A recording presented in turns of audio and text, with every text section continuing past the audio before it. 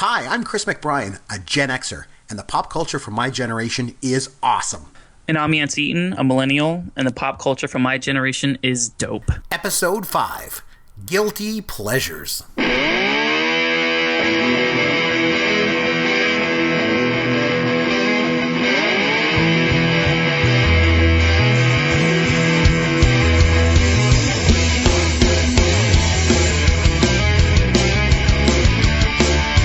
Welcome back to the show this week. I'm Chris McBrien, and that's Yancy Eaton. And of course, this is Pop Goes Your World, a pop culture podcast for the generations. Okay, now this week it's guilty pleasures. You know them. We've all got them. And we're going to get to ours in just a minute. But Yancy, I just want to say, I almost feel like us admitting our guilty pleasures is taking a really, really big chance. You know, people could come away after this show thinking that we're really weird. So before we get started, any last words?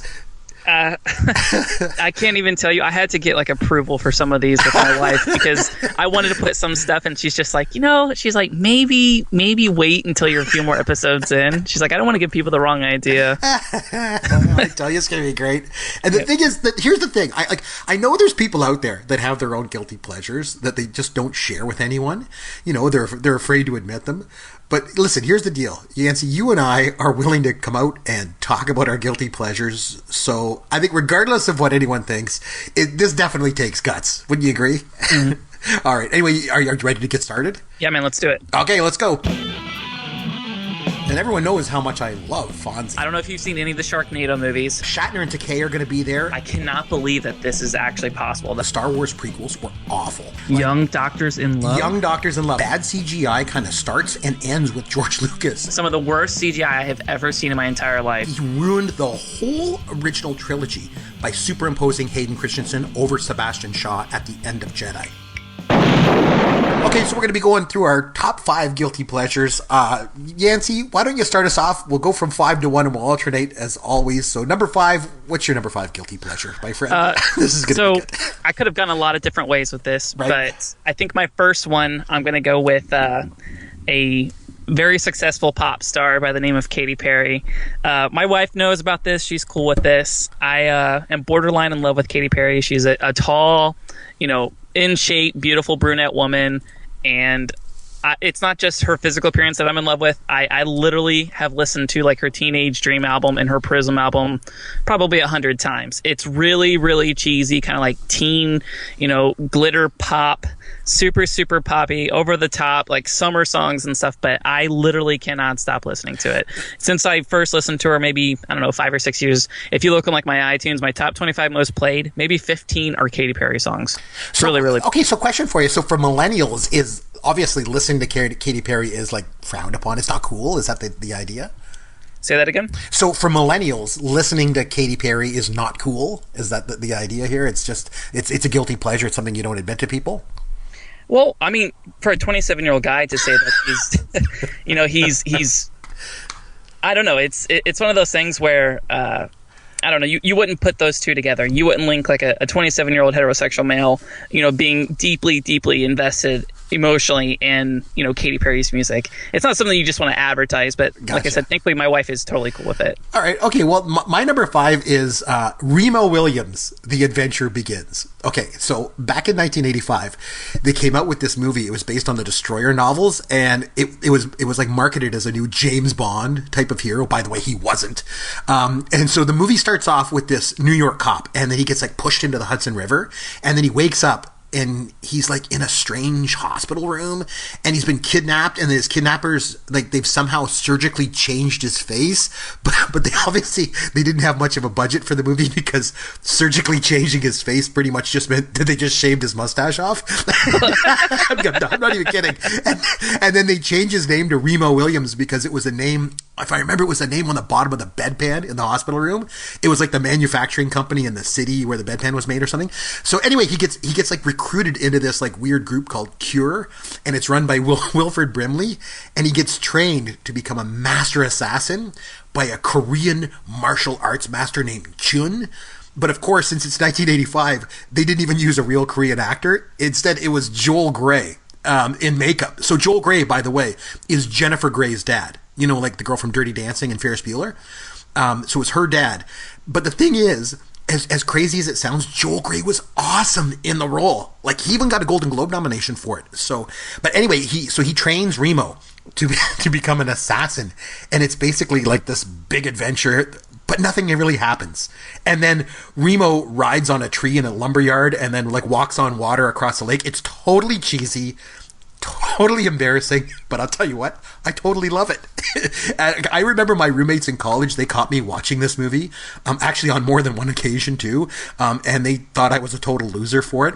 And I'm not proud to admit it, but I gotta say, I love Remo Williams' The Adventure Begins, and I'm pretty sure I'm probably in the minority when I say this, but I wish that the adventure would have continued.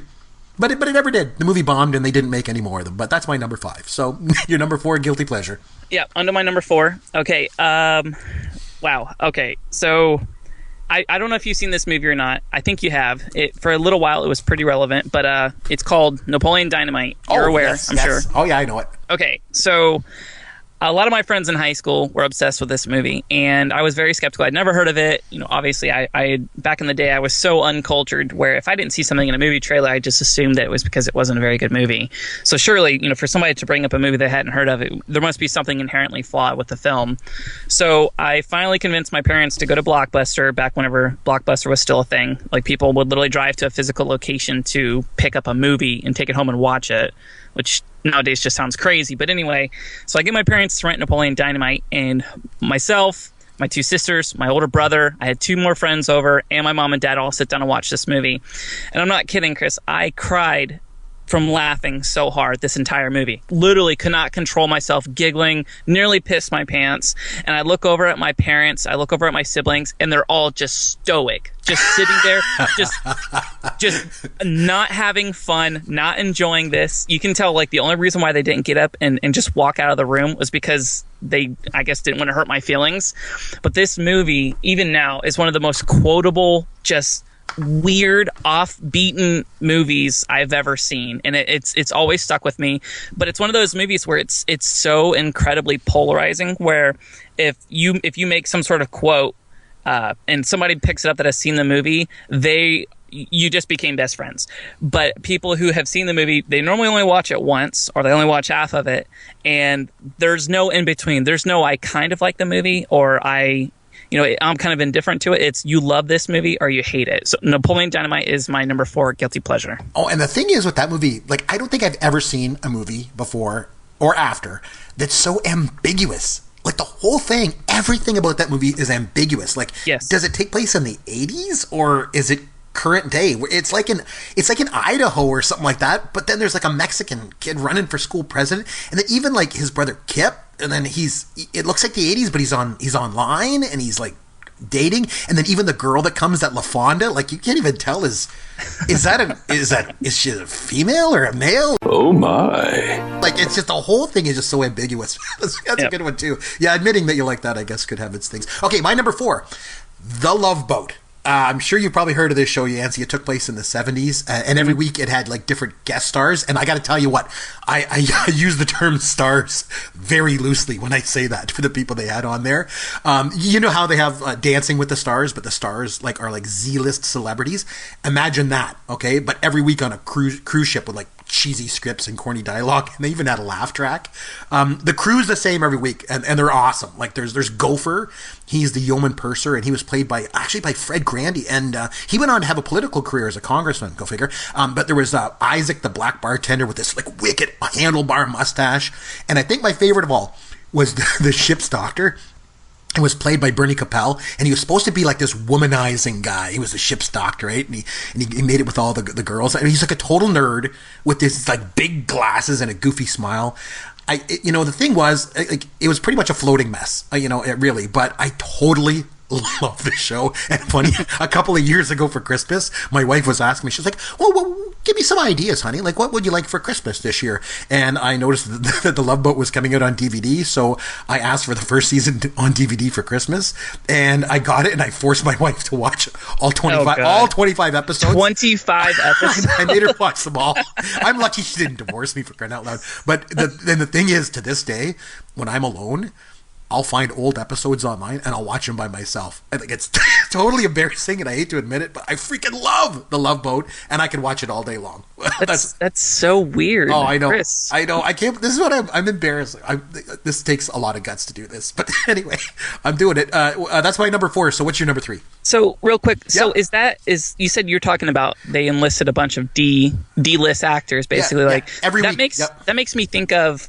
I mean, I'm sure you've seen the game show Hollywood Squares. I'm not even sure if it's still on, if they're making recording new episodes rather. But anytime I'd ever watch Hollywood Squares, they would always have like Caroline Rhea and like Bruce Valanche and you know, actors that you just barely knew, that were just barely in like the general, you know, consciousness of like pop culture. But yes. I guess that was the same thing for The Love Boat. Yes, and another thing too, as another aside, another thing I used to love, it just barely missed my list, was like cheesy 70s and 80s game shows, because they did the same thing. They brought on all these actors and they just paid them scale, right? So it was all actors that needed work.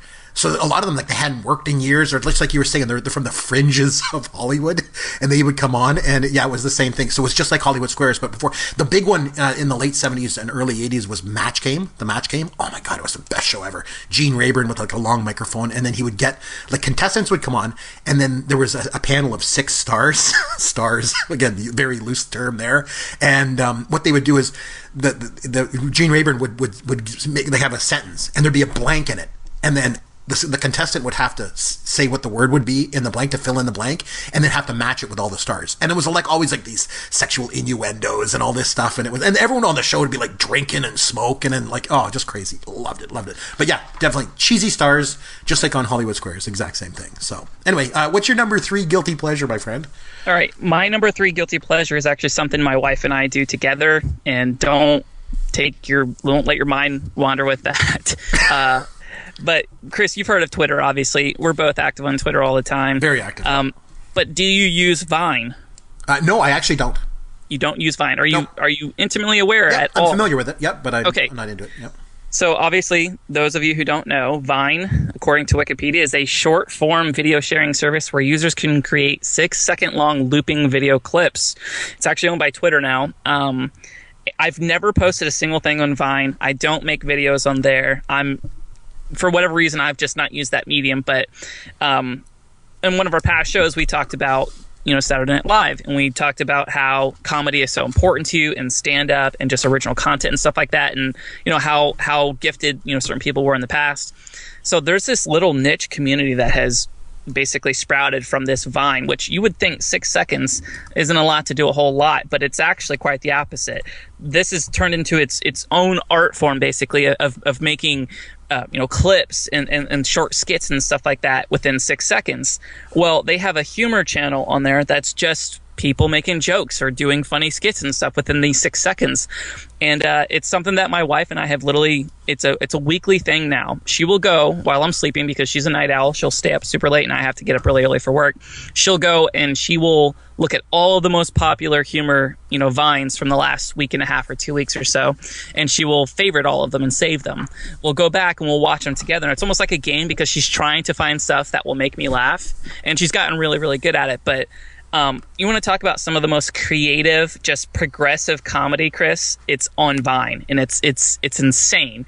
A couple of users, in case you guys aren't familiar with the platform, but some users you guys should check out: Meal Monster, Jason Nash, Brandon Calvillo, Lennar, and Ariel Vandenberg. There's so much content on there. You can literally just jump in. You don't even have to create an account and just watch these things. I would play some Vines for you, but obviously our podcast would probably get taken down. But it is the best way to just get mindless, really, really short, uninvolved entertainment in like a really, really easy way. So Vine is my number 3. And is Vine pretty popular? Do a lot of people go on there, you think? It had its... Alexa, which obviously ranks like the most popular sites in the world, has it at 1,567. So it's a top 2,000 site in the world, which is pretty good. A couple years ago, it kind of had like its heyday where it was in the spotlight and it was on the top of the app stores and stuff like that. There's still a few million people using it, but most of those people aren't creating content. They're basically just sharing it. It's so you don't have a lot of original content on there, but like I said, the little niche of humor that's on there is just it's unbelievable. Okay, because it just the only reason because I just feel like I'm really getting embarrassed with some of my guilty pleasures that I'm actually like exposing myself out here, and I just it seems like Vine might be kind of popular, so it's I don't know if you're just trying to duck this one or you're trying to get away easy here. You know, I'm just calling you out a little bit. I'll say this. I haven't spoken to like any of the negative aspects of this, right? So being a Vine star is almost like a derogatory term. Oh, like okay. online, if you call somebody a Vine star, it's basically saying like you're a D-list celebrity. Like, oh, congratulations, you're a Vine star. That's like kissing your sister. So there's there's a lot of trash and stuff that's involved with Vine, and there's a lot of like cringe-worthy stuff that goes with it. Like, you don't want to be considered a Vine kid. You don't want to be considered a Vine star. Oh, okay. But yeah, so there is this like negative connotation that goes with it, but like I said, I absolutely love it. Okay, no, it's all good. Okay, so my number 3, are you ready for this one? Saved by the Bell. But I tell you what, I'm going to take it a step further. I'm not even talking about the original show. No, wait for it, man. Saved by the Bell, the college years. Okay. Oh, God. So in case anybody didn't know, they came out with this show, on the characters from the original series, only now they were at college, and they went to Cal U, and their dorm advisor was Bob Golick. His character was Mike Rogers on the show. And Golick was a professional football player in real life, right? I think he played with the Raiders, if I remember correctly. But then anyway, he went into acting, although I think this was pretty much his one and only gig he ever had. But so the show is basically, it's like Zach trying to get with the new girl Leslie, but he still has feelings for Kelly, but then Kelly's in love with her teacher, Professor Lasky. And now Lisa Turtle and Jesse, they didn't come over to the college years from the original, and it only lasted one season. But I tell you what, for good reason too. But I gotta tell you, for that one season, man, I loved watching it. The episodes was like, they were all just like getting into trouble. Like on one, Screech was trying to get nitrous oxide for a rave, and then they were trying to steal copies of the final exam. And then I remember they played poker in the dorm, and then Mike Rogers got mad at them, so then they tried to set him up on a date with the English professor. I even remember her name was Judith Trudell. Oh, it's so bad. But anyway, I used to watch it at night alone because I didn't want anyone to know I was watching it, and to me that's the true definition of a guilty pleasure. So for that reason, it's my number 3. All right. Well, you literally picked it. If you would have said Saved by the Bell, that's kind of weird. It's one of those shows where I remember watching it when I was younger. It was entertaining, but it doesn't really hold up. It's one of those shows where like if you watch it later, it just, I don't know, it definitely feels dated. Oh, yeah, the fact that you would watch the spinoff, that's like me saying, no, I didn't really watch Friends, but I watched Joey's spinoff. Exactly. That's the guilty pleasure part of it. Yeah, you don't like to admit it, but you really like doing it when you do it. So anyway, so go ahead. What's your number 2? My number 2 is kind of a general term, but I am in love with dank memes. Chris, how strong is your meme game? No, I guess it's okay. I don't know. I'm not as hip as I'd like to think I am with millennial stuff. So, but educate me a little bit, would you? Okay, so obviously any meme, they're constantly evolving. There are literally thousands and thousands of memes at this point. Text messaging, as we used to know it, is dead. Nobody just texts anymore. They're using emoji and stuff like that, or they'll send video, or they'll send voice chats, or FaceTime, or anything. But me personally, I'm more of a meme guy. I like to take memes of funny pictures of culture relevant things, like whether it be Donald Trump or whether it be Michael Phelps is making his Jedi evil face at the Olympics the other day. I don't know if you've seen that, but it's literally the most fantastic thing I've ever seen. Another popular one is crying Jordans. Basically like imposing Michael Jordan's crying face at his Hall of Fame induction ceremony. Imposing on over any type of scenario you can think of. I don't text, I send memes. That's like my absolute favorite thing. I literally will spend hours and hours and hours downloading memes, going to meme generator sites that let me create my own to where I can superimpose words over pictures and stuff. It's one of those things where it's like kind of like with Vine. There's like this really kind of like dark underbelly of like of meme culture. Obviously, it's attached to tons of sexism and homophobia and racism and stuff. But there's also ones that are just genuinely funny and don't have anything to do with those kind of negative stigmas and stuff. I've kind of kept it a secret. If you look on my Twitter, I don't really tweet a lot of memes just because there is this really kind of negative undertone that goes with it. Like if you're posting memes, whatever, you look really immature. People think that you're kind of like a mouth breather, if you will, kind of like a bottom dweller of internet society. So I don't like advertising it, but just, for the sake of transparency, I am definitely a dank meme enthusiast. there you go. Okay, these top two for me, I'm telling you, I'm really gonna get myself in trouble with these ones. People are gonna think I'm really weird. Okay, so do you remember that song "Holiday" by Madonna? It came out. Holiday. Yeah, you remember it came out in 1983, right? Well, it came out in '83, and then in 1986. These two Dutch guys, they were called MC Miker G and DJ Swen, and they came out with a rap song that sampled Madonna's Holiday. It was called Holiday Rap. And they also used a sample of Summer Holiday from Cliff Richard. So it's basically these two guys with these like heavy Dutch accents rapping along to Madonna's Holiday. And it's so awful. It's one of the worst songs ever made. And I absolutely love it. Every time I hear it, I sing along to it. I don't know what it is. I love Holiday rap. It's so bad. It's like I say, there's these Dutch guys. It's like, we're going to ring-a-dong for a holiday. Put your arms in the air. Let me hear you say. And it's just like, so bad. You got to look it up on YouTube. Because it's like, we are going on a summer holiday. If you want to go, you'll Swen. We're going to London and New York City and take a little piece of Amsterdam. And it's just the way, it's not even a rap. What the hell, Chris? Oh, you should hear it. They're like, I can understand most things rappers say because rapping is my thing and I do it every day. It's just like, it's off the charts. Literally, as you're singing this, I'm like cringing for you. You should. It's so bad and cheesy. And it's like, and then the worst, to make it worse, is the music video that they came out with is the worst music video of all time. It was voted. It has a music video? Yes, it was voted worst music video of all time by Much Music. That's the Canadian MTV, by the way. These two guys that are in it, first of all, they look nothing like rappers. They look like a couple guys that don't even listen to music, to be honest with you. So they got DJ Swen. He's like this 7-foot tall beanpole with this cheesy mustache, and there's like no choreography in their moves. They just do this awful box step. And they're not even in time with each other. And it's probably one of the worst songs of all time. Definitely the worst video of all time. And I absolutely love it. Like I say, I know all the words to it. I totally groove to it. You know, I was always worried if anyone ever found out, I'd probably be either shunned or maybe even institutionalized. So of course I come on the podcast and I announce it. But you know, at least I've got the guts to come forward and admit this. I tell you.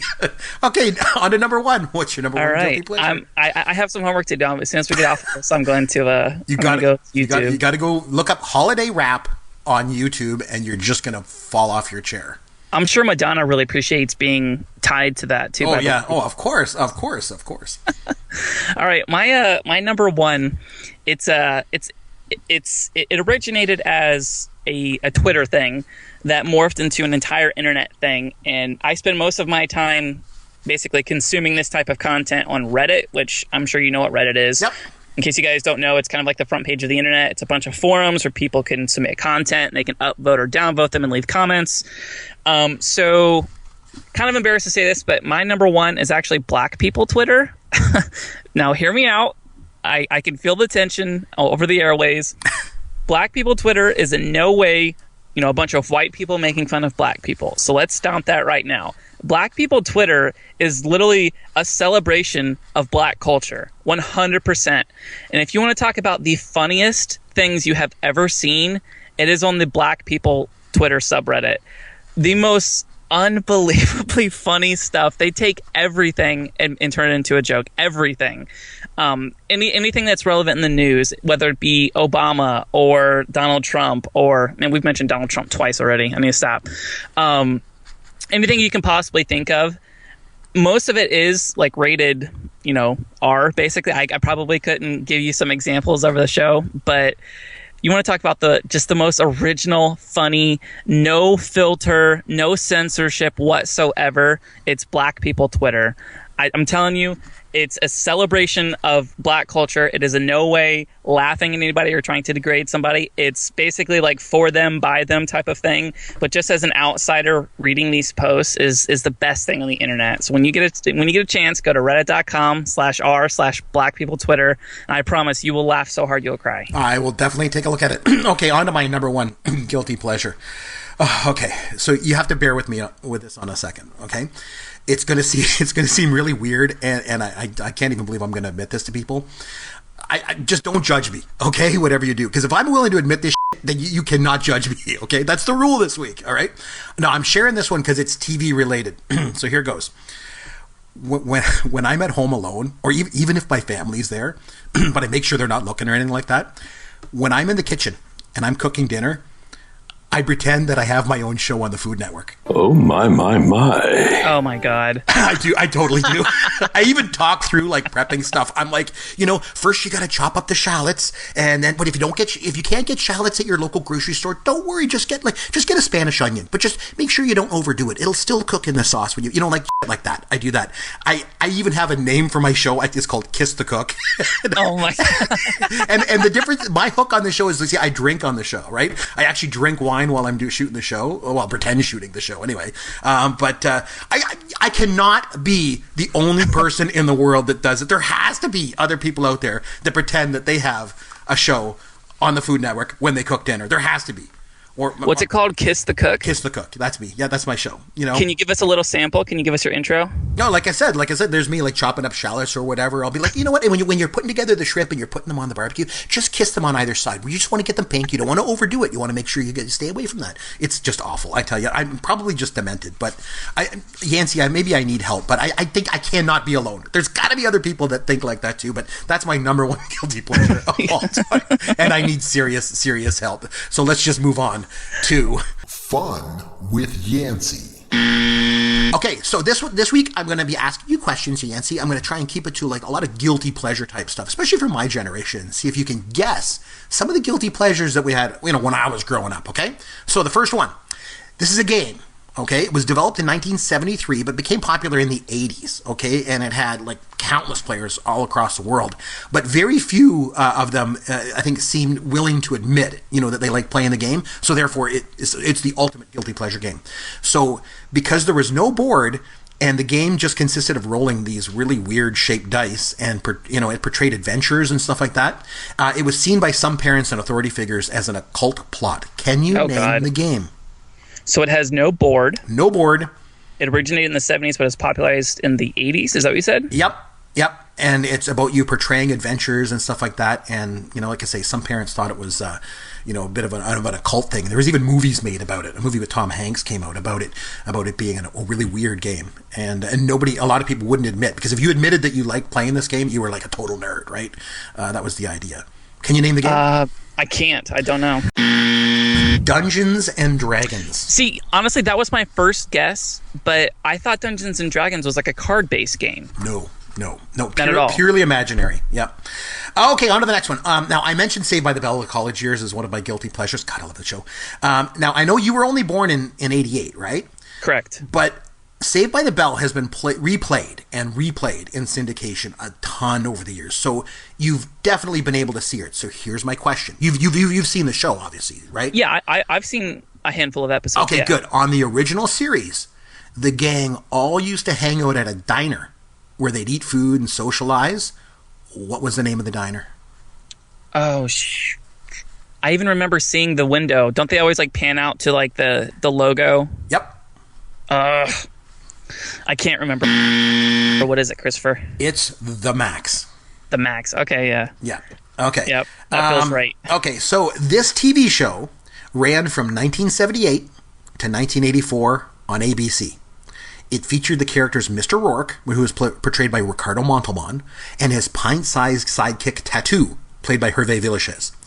And they ran a mysterious island where people would pay I know this. to come for a weekend visit and live out their most elaborate fantasies. So staying true to the formula of the 70s that we already mentioned, the guest stars each week were usually made up of very little known or little talented Z-list celebrities. What was the name of the show? It's Fantasy Island. Yay! Don't tell me you watched this show. Oh, of course I have. I think I remember seeing one or two episodes of this on TV Land or something, real late at night one night, and I was like, "What is this?" Yeah. What is this? It is a pretty bad 70s and 80s show, but it was popular at the time. But you wouldn't admit that you liked it, unless you're like me and come on a podcast and admit stuff. Okay, so here's another one. This song was released in 1997. Okay, and it's been described by many people as very uncool and dorky and annoying.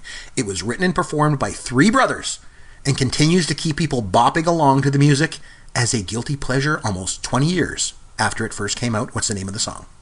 Three brothers. Yep. In 1977. Mm-hmm.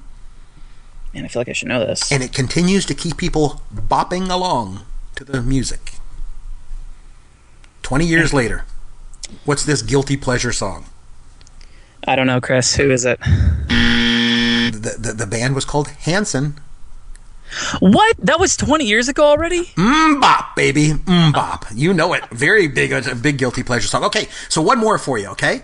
This TV show ran from 1979 to 1988, so it went off the year you were born, Yancy.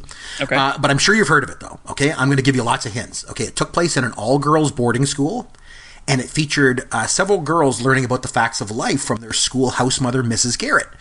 And the series actually at one point starred actors such as Molly Ringwald and a very young George Clooney. Can you name the show? I can see George Clooney's character. I've seen screenshots and stuff this before, but I can't remember the name of the show. Several girls learning about the facts of life from their schoolhouse mother, Mrs. Garrett. Can you name it? I can't do it. It's The Facts of Life. Oh. Of course it is. You bastard. It was dropping lots of hints on you there, hoping you would get it, but no such luck. But you've heard of the show, I'm assuming? It sounds familiar. I remember seeing more or less just stuff from George Clooney's early career, I guess. Yeah. He had like long hair in it and used to wear like a jean jacket and stuff like that. Right. But anyway, listen, I tried to mix in a few more recent ones for you this week. You know, not just all 70s and 80s stuff. You know, so, and I tried to give you lots of hints along the way, but it still makes it a little bit challenging for you. Anyway, I think we've embarrassed ourselves enough for 1 week. Why don't we just time to call it a week and like wrap things up? What do you think?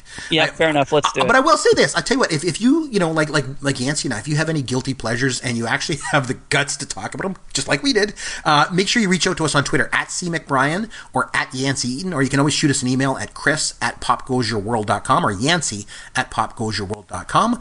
Until next week. This is Chris McBrien for Yancy Eaton saying thanks for listening to The Pop Goes Your World, a pop culture podcast for the generations.